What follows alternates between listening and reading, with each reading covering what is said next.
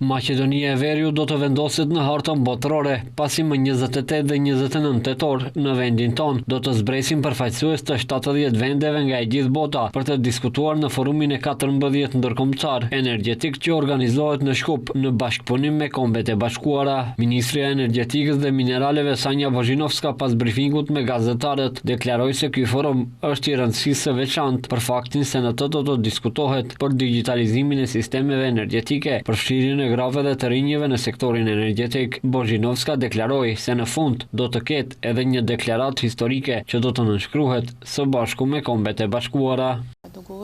Do të jenë tema shumë të rëndësishme, sepse do të vinë përfaqësues nga e gjithë bota dhe do na i tregojnë përvoja që janë duke i shfrytzuar në nivel botror dhe në Europë. Presim që të vinë përfaqësues të 70 vendeve botrore. Në ditën e fundit do të nënshkruhet edhe deklaratë Shkupi që është shumë e rëndësishme, sepse do e nënshkruaj me Kombet e Bashkuara, e cila do të jetë gjithnjë në Kombet e Bashkuara. Edhe Shkupi do të jetë në hartë. Forumi do të bashkojë mbi 700 pjesëmarrës, përfaqësues qeveritar, organizata dhe biznese ndërkombëtare, komunitetin akademik, sektorin privat dhe organizata civile nga 70 shtete. Përfaqësuesi i UNDP-s në vendin ton, Armen Gregorian, tha se qëllimi është që të sjellim transformim energjetik.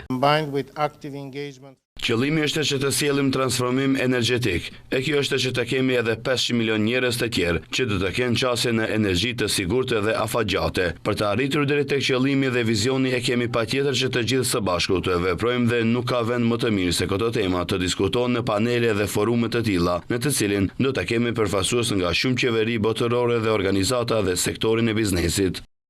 Forumi ndërkombëtar energjetik i 14 me radh do të zhvillohet në Shkup me datë 28 dhe 29 tetor. Para Shkupit është zhvilluar në kryeqytetin tajlandes, në Bangkok.